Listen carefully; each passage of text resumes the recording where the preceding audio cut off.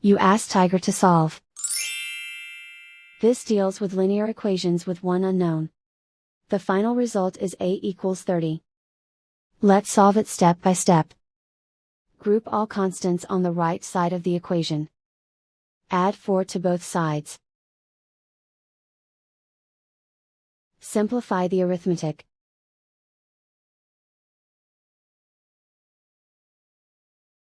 Isolate the A.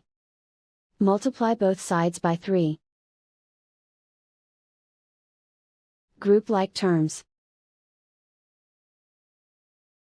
Multiply the coefficients. Simplify the fraction. Simplify the arithmetic.